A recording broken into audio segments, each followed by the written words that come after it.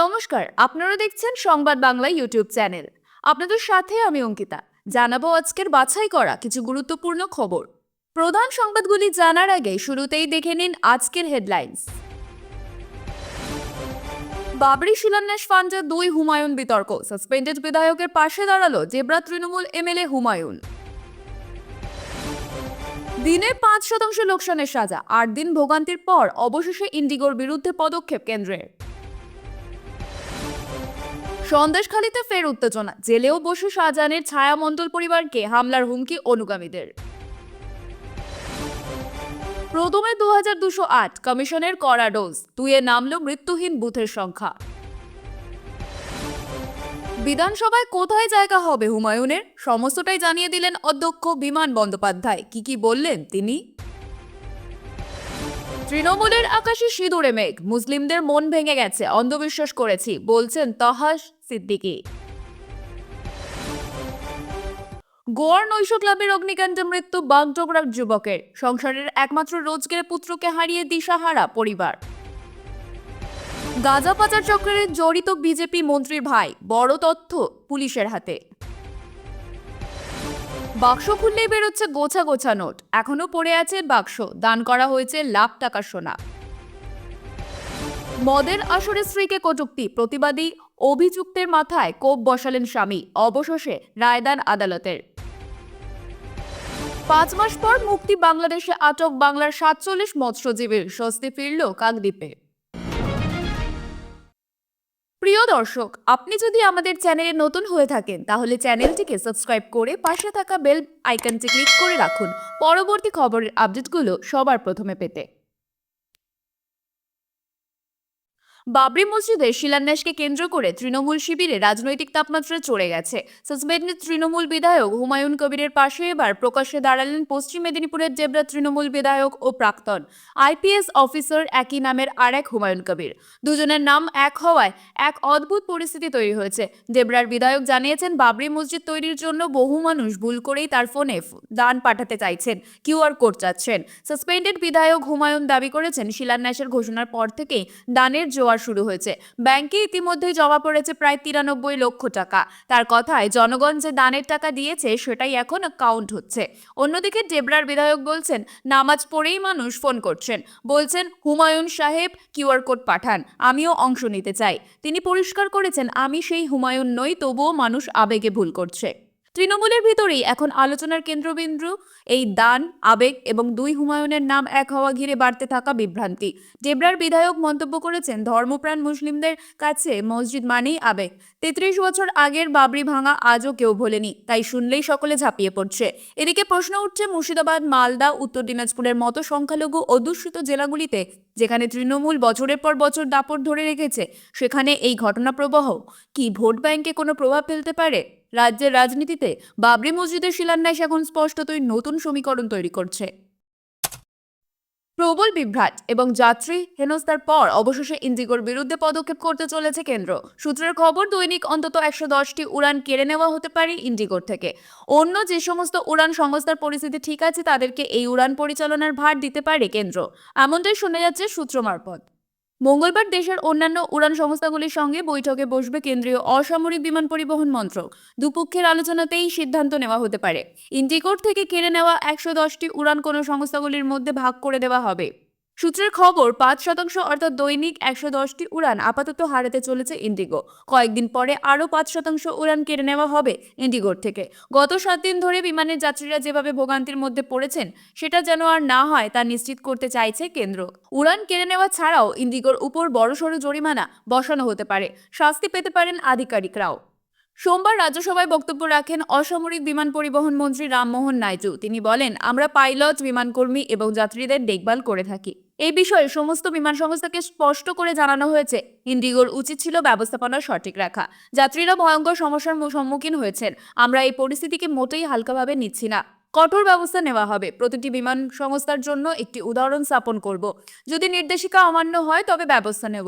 প্রসঙ্গত, পরিষেবার দিক থেকে ভারতে অন্যতম বৃহৎ বিমান সংস্থা ইন্ডিগো। প্রতিদিন উড়ানের সংখ্যা 2300টি। সেই পরিষেবাই সম্পূর্ণরূপে মুখ থুবড়ে পড়েছে গত 7 দিন ধরে। তবে ধীরে ধীরে পরিস্থিতি খানিকটা নিয়ন্ত্রণে এলেও যাত্রী ভোগান্তি বহাল। অষ্টম দিন অর্থাৎ মঙ্গলবারেও প্রায় 250টি ইন্ডিগোর উড়ান বাতিল হয়েছে। ইডির তল্লাশির পর থেকেই একে একে প্রকাশ্যে আসে সন্দেশখালীর শক্তিমান তৃণমূল নেতা শেখ শাহজাহানের একাধিক বিতর্কিত কর্মকাণ্ড। সেই ঘটনাকে কেন্দ্র করে গোটা সন্দেশখালী জুড়ে শুরু হয় ব্যাপক প্রতিবাদ। প্রায় প্রতিটি বাড়ি থেকেই অভিযোগ উঠেছিল তার অত্যাচারের বিরুদ্ধে। 2 বছর ধরে শাহজাহান জেলে থাকলেও এলাকার পরিস্থিতি স্বাভাবিক নয়। স্থানীয়রা দাবি করছেন শাহজাহানের ছায়া এখনো তাড়া করে বেড়াচ্ছে সন্দেশখালীকে। সবচেয়ে বেশি আতঙ্কে সরবেরিয়ার মণ্ডল পরিবার। তাদের অভিযোগ, শাহজাহান জেলে থাকলেও তার অনুগামী মুসলিম শেখ ও দলের লোকেরা অস্ত্র নিয়ে ঘুরে বেড়াচ্ছে এবং পরিবারটিকে খুন, জখম ও আগুন লাগানোর হুমকি দিচ্ছে। সরবেরিয়া মোড়ে থাকা বিশাল শেখ শাহজাহান মার্কেটের জমি নিয়ে চলছে মূল দ্বন্দ্ব। মণ্ডল পরিবারের দাবি করে ওই জমি তাদের পূর্বপুরুষের। সেই নিয়ে সিবিআই, প্রশাসন ও সরকারি দপ্তরে একাধিক অভিযোগ জানানোর পর থেকেই তাদের উপর হামলা ও হুমকি বৃদ্ধি পায়। শেষ পর্যন্ত বিষয়টি আদালতে গড়ায়। আদালত রায় দেয় শাহজাহান মার্কেট যে জমিতে তৈরি তা মণ্ডল পরিবারেরই। কিন্তু অভিযোগ, আদালতের রায়ও মানছেন না শাহজাহান অনুগামীরা। সম্প্রতি এসআইআর সংক্রান্ত একটি দলীয় কর্মসূচিকে কেন্দ্র করে মার্কেটে মণ্ডল পরিবারের সঙ্গে স্থানীয় তৃণমূল নেতৃত্বের বচসা চরমে ওঠে। সে ঘটনার পর থেকে মণ্ডল পরিবার নিরাপত্তাহীনতায় ভুগছে এবং হুমকি আরও বেড়েছে। অভিযুক্ত মুসলিম শেখ অবশ্য যাবতীয় অভিযোগ অস্বীকার করেছেন। তার দাবি, নির্মল মণ্ডল মিথ্যে কথা রটাচ্ছেন। আমাদের সঙ্গে শাহজাহানের কোনো যোগাযোগ নেই। আমাদের নাম বদনাম করতেই এসব গল্প ছড়ানো হচ্ছে। এদিকে এলাকা উত্তেজনায় থরথর। 2 বছর পরেও সন্দেশখালীতে শান্তি ফিরে না আসায় প্রশ্ন উঠছে, জেলে বসেও কি ছায়া বিস্তার করে চলেছেন শাহজাহান? কমিশনের কড়া ডোজ। 2-এ নামলো মৃত্যুহীন বুথের সংখ্যা। প্রথমে 2208, দ্বিতীয়বার 480, তৃতীয়বার 29, চতুর্থবার 7। 7-এর পরের মৃত্যুহীন বুথ নামলো মাত্র 2টিতে। হাওড়া ও পশ্চিম মেদিনীপুর 2টি বুথ মৃত্যুহীন। প্রথম দফায় দক্ষিণ 24 পরগনায় 720টি বুথ মৃত্যুহীন। 720টি বুথ থেকে কমে দক্ষিণ 24 পরগনায় মৃত্যুহীন বুথ 0। কমিশন আগেই বলেছিল এই সংখ্যা 0 গিয়ে পৌঁছবে। সেক্ষেত্রে এখন দেখা যাচ্ছে সংখ্যা এখন 2টি মাত্র বুথে গিয়ে পৌঁছেছে। হাওড়া ও পশ্চিম মেদিনীপুরে 1টি করে বুথ। 2208 বুথ, যেটা বলা হয়েছিল যেখানে কোনো ডেড ভোটার নেই, ডুপ্লিকেট নেই, ট্রান্সফার ভোটার নেই, সেখানে দক্ষিণ 24 পরগনা শীর্ষ ছিল। যখন 7-এ গিয়ে এই সংখ্যা পৌঁছলো তখন কিন্তু দক্ষিণ 24 পরগনার নাম ছিল এবং এখন দেখা যাচ্ছে দক্ষিণ 24 পরগনায় কিন্তু এরকম কোনো বুথ পাওয়া যায় না যেখানে কিন্তু মৃত নেই। নির্বাচন কমিশন জানিয়েছিল এআই এর মাধ্যমে সেটা ধরা পড়েছে। অবশ্যই এর মধ্যে গরমিল রয়েছে, কারণ মৃত ভোটার নেই। ধীরে ধীরে দেখা যাচ্ছে 2208 থেকে 480 নামলো, তারপর 29 থেকে 7 এবং এবার মৃত্যুহীন বুথ নামলো মাত্র 2টিতে। তৃণমূল থেকে সাময়িক বহিষ্কারের পর নতুন দল গঠনের কথা ঘোষণা করেছিলেন ভরতপুরের বিধায়ক হুমায়ুন কবির। এমনকি বিধায়ক পদ ছাড়ার কথাও ভেবেছিলেন তিনি। পরে অবস্থান বদলে জানান আপাতত ইস্তফা দিচ্ছেন না। ফলে আসন্ন বিধানসভা অধিবেশনে তার আসন ঠিক কোথায় হবে তা নিয়ে জল্পনা বাড়ছিল। এই পরিস্থিতিতে মুখ খুললেন বিধানসভার অধ্যক্ষ বিমান বন্দ্যোপাধ্যায়। তিনি জানান, তৃণমূল এখনো পর্যন্ত হুমায়ুন কবিরের সাসপেনশনের নোটিশ আনুষ্ঠানিকভাবে বিধানসভায় পাঠায়নি। ফলে নথিতে তিনি এখনো তৃণমূল বিধায়ক হিসেবেই তালিকাভুক্ত। অধ্যক্ষ বলেন, যদি তিনি পদত্যাগ পত্র জমা দেন এবং আইন দিক থেকে ঠিক থাকে আমি গ্রহণ করব। কিন্তু সংবাদ মাধ্যম দেখেছি তিনি এখনো ইস্তফা দিচ্ছেন না। অধ্যক্ষ আরও স্পষ্ট করেন, তৃণমূল যদি সাসপেনশনের চিঠি পাঠায় তবে হুমায়ুনকে আর কোনো রাজনৈতিক দলের সদস্য ধরা দেবে না এবং তাকে নিরপেক্ষ আসনে বসানো হবে, অর্থাৎ তৃণমূল ও বিজেপির ব্লকের মাঝের আসনেই তাকে দেখা যেতে পারে। তবে সাসপেনশন সত্ত্বেও বিধানসভা স্ট্যান্ডিং কমিটির দায়িত্ব থেকে তাকে আপাতত সরানো হবে না। অধ্যক্ষের মতে, ভোটের আর মাত্র কয়েক মাস বাকি, তাই এখনো কমিটি বদলানোর প্রয়োজন নেই। তিনি চাইলে দায়িত্ব চালিয়ে যেতে পারবেন। রাজনৈতিক মহলে প্রশ্ন, ভবিষ্যতে কোনো গুরুত্বপূর্ণ ভোটাভুটিতে হুমায়ুন কোন পক্ষ নেবেন? অধ্যক্ষ বলেন, ভোটাভুটি হলে তখনই দেখা যাবে তিনি কোন পক্ষে যান। ওয়াকফ ও ওবিসি লিস্ট নিয়ে ক্ষোভ ক্রমশই বাড়ছে সংখ্যালঘু সমাজে। ভরতপুরে সাসপেন্ডেড তৃণমূল বিধায়ক হুমায়ুন কবিরকে সমর্থন করে এবার সরব ডেবরা তৃণমূল বিধায়ক হুমায়ুন কবিরও। শুধু তাই নয়, একই সুর শোনা গেল ফুরফুরা শরীফের পীরজাদা তাহা সিদ্দিকের কণ্ঠেও। তার দাবি, পশ্চিমবঙ্গের মুসলিমদের মন ভেঙে গেছে। আমরা এই সরকারকে অন্ধবিশ্বাস করেছিলাম, সেই বিশ্বাসেরই শাস্তি আজ পাচ্ছে মুসলিম সমাজ। ওয়াকফ আইনের সংশোধনের বিরোধিতা কেন্দ্র শুরু থেকেই করেছিল তৃণমূল। অথচ এখন কেন্দ্রীয় পোর্টাল উমিদে ওয়াকফ সম্পত্তির তালিকা আপলোডের নির্দেশ দিয়েছে সরকার। সেই সিদ্ধান্তেই প্রশ্নের মুখে পড়েছে তৃণমূল নেতৃত্ব।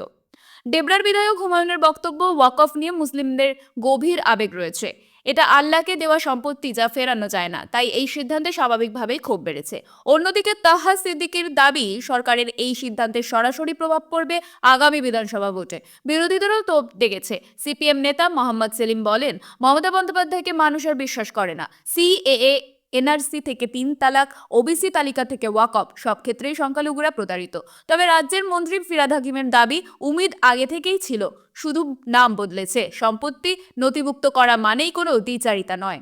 প্রশ্ন উঠছে, ওয়াকফ ও বাবরি ইস্যু ঘিরে কি সংখ্যালঘু ভোট ব্যাংকে ভাঙন ধরছে? তৃণমূল কি তার রাজনৈতিক মূল্য দেবে?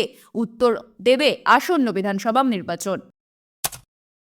গোয়ার ভয়াবহ নৈশ ক্লাব অগ্নিকাণ্ডে প্রাণ হারালেন বাগডোগরার বানরছড় এলাকার সুভাষ ছেত্রী, বছর 24। রান্নার কাজ করতে 2 বছর আগে গোয়া যান তিনি। শনিবার রাতে আগুন লাগার সময় ক্লাবের রান্নাঘরেই ছিলেন সুভাষ। ঘন ধোঁয়া ও তাপের মধ্যে আর বেরোতে পারেননি। ঘটনার পর থেকেই তার ফোন বন্ধ ছিল। পরে সরকারিভাবে জানানো হয় উগ্নিকাণ্ডে মৃত্যু হয়েছে সুভাষের। পরিবারে একমাত্র রোজগারে ছিলেন তিনি। মা টঙ্কা মায়া ছেত্রী ও দিদি উর্মিলার উপর নেমে এসেছে গভীর শোক। উর্মিলা জানান, প্রথমে তারা শুনেছিলেন সুভাষ গুরুতর আহত হলেও বেঁচে আছেন। পরে খবর আসে তিনি আর নেই। ক্লাব কর্তৃপক্ষ ও প্রশাসনের গাফিলতিকেই মৃত্যুর জন্য দায়ী করেছেন পরিবার। তাদের অভিযোগ, ক্লাবটিতে পর্যাপ্ত অগ্নি নির্বাপন ব্যবস্থা ছিল না। নিরপেক্ষ তদন্ত ও দোষীদের কড়া শাস্তির দাবি তুলেছে পরিবার। এদিকে গোয়ার মুখ্যমন্ত্রী প্রমোদ সাওয়ান্তের নির্দেশে ম্যাজিস্ট্রেট স্তরের তদন্ত শুরু হয়েছে। ইতিমধ্যে ক্লাবের জেনারেল ম্যানেজার সহ 4 জনকে গ্রেপ্তার করেছে পুলিশ। তবে ক্লাবের মালিক সৌরভ লুথরা এখনো পলাতক। পুলিশ জানিয়েছে, আগুন লাগার পরই তিনি দেশ ছেড়েছেন এবং সম্ভবত ফুকেটে গা ঢাকা দিয়েছেন। যদিও সামাজিক মাধ্যমে পোস্ট করে অগ্নিকাণ্ডের শোক প্রকাশ ও সহায়তার আশ্বাস দিয়েছেন তিনি। গাঁজা পাচার চক্রে জড়িত খোদ মধ্যপ্রদেশের এক মন্ত্রীর ভাই। সম্প্রতি তদন্তে নেমে সে রাজ্যের পুলিশ আন্তঃরাজ্য গাঁজা পাচার চক্রের একটি গ্যাংকে হাতে নাতে ধরেছে। সেই গ্যাংয়ের সদস্যদের জেরা করে মন্ত্রীর ভাইয়ের খোঁজ পান তদন্তকারীরা। ধৃত ওই ব্যক্তির নাম অনিল গিরি। তিনি মধ্যপ্রদেশের নগরোন্নয়ন ও আবাসন দপ্তরের মন্ত্রী প্রতিমা বাগড়ির ভাই বলে জানা গিয়েছে। আর এই খবর সামনে আসতেই শুরু হয়েছে জোর রাজনৈতিক তরজা। যদিও এই বিষয়ে মন্ত্রীর এখনো পর্যন্ত কোনো বক্তব্য সামনে আসেনি। পুলিশ সূত্রে জানা গিয়েছে, গোপন সূত্রে খবর পেয়ে রবিবার গভীর রাতে মারাহুয়ান গ্রামের পঙ্কজ সিং নামে এক ব্যক্তির বাড়িতে হানা দেন পুলিশ আধিকারিকরা। সেখানে তল্লাশি চালিয়ে 46 কেজিরও বেশি গাঁজা উদ্ধার করেন তদন্তকারীরা, যার আনুমানিক মূল্য প্রায় 10 লক্ষ টাকার কাছাকাছি বলে জানা গিয়েছে। গ্রেপ্তার করা হয় অভিযুক্ত পঙ্কজকে। পুলিশ সূত্রে খবর, তাকে জেরা করেই অনিল গিরির খোঁজ পান তদন্তকারীরা। পুলিশ সূত্রে খবর, জেরায় পঙ্কজ সিং জানায়, গত 4 ডিসেম্বর রাতে অনিল নিজে ওই গাঁজা নিয়ে এসে তার বাড়িতে রাখেন। এরপরেই অনিলকে গ্রেপ্তার করে পুলিশ। মধ্যপ্রদেশ পুলিশের এক শীর্ষ আধিকারিক জানিয়েছেন, পঙ্কজ সিং ও অনিল বাগরি উভয়কেই গ্রেপ্তার করা হয়েছে। ধৃত দুজনের বিরুদ্ধেই একাধিক ধারায় মামলা রুজু করা হয়েছে। কিভাবে তারা গাঁজা পাচার চক্রের সঙ্গে যুক্ত তা খতিয়ে দেখা হচ্ছে বলেও জানিয়েছেন ওই পুলিশ আধিকারিক। শুধু তাই নয়, গত কয়েকদিন আগে পুলিশের হাতে আন্তঃরাজ্য গাঁজা পাচার চক্রের যে গ্যাং ধরা পড়ে, তাদের সঙ্গে অনিল ও পঙ্কজের যোগ খতিয়ে দেখা হচ্ছে বলেও পুলিশ সূত্রে জানা গিয়েছে। গত শনিবার বাবরি মসজিদের শিলান্যাস করেছেন ভরতপুরের বিধায়ক হুমায়ুন কবির। মসজিদ, স্কুল, হাসপাতাল সব মিলিয়ে প্রায় 300 কোটির প্রজেক্টের ঘোষণা করেছেন তিনি। ইতিমধ্যেই ঢুকতে শুরু করেছে অনুদান। দানবাক্স খোলার পরই গোনা শুরু হয়েছে। শুরুতে সেই ছবি হুমায়ুন প্রকাশ্যে আনলেও পরে নিরাপত্তার কারণে টাকা গণনার জায়গা গোপন রেখেছেন তিনি। তবে 3 দিনেই প্রায় 3 কোটি ছুঁয়ে ফেলল অনুদানের অঙ্ক। জানা গিয়েছে, মোট 11টি দানবাক্স আনা হয়েছে ইতিমধ্যে। সেগুলি খুলে হিসেবেও শুরু হয়ে গিয়েছে। এছাড়া আরও একটি দানবাক্স এখনো শিলান্যাস স্থলেই রাখা আছে। তাতে এখনো পড়ছে নগদ টাকা। বাক্সের টাকা গোনার জন্য 30 জন ধর্মগুরুকে রাখা হয়েছে। মেশিনে গোনা হচ্ছে টাকা। প্রতিদিন সন্ধ্যায় খোলা হচ্ছে সেই বাক্স। রাত পর্যন্ত চলছে গণনার কাজ। শেষ আপডেট অনুযায়ী বাক্সগুলি খুলে এখনো পর্যন্ত 57 লক্ষ টাকা পাওয়া গিয়েছে। এছাড়া কিউআর কোড চালু করা হয়েছে, আর তার মাধ্যমে ঢুকছে টাকা। 2,30,00,000 টাকা এসেছে সেই মাধ্যমে। সোমবার সন্ধ্যা পর্যন্ত যে গণনা চলছে, তাতে সব মিলিয়ে অনুদানের টাকার অঙ্ক 2,90,00,000 বেশি, অর্থাৎ প্রায় 3 কোটি।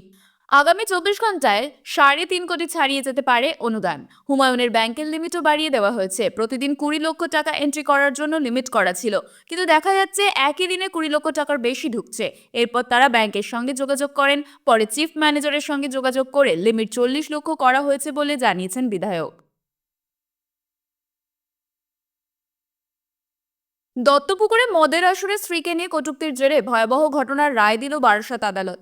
1 বছর আগে দত্তপুকুর চাল মুক্তাবেড়িয়া দাসপাড়ার ঘর থেকে রক্তাক্ত অবস্থায় উদ্ধার হয় পরিতোষ পাণ্ডের দেহ।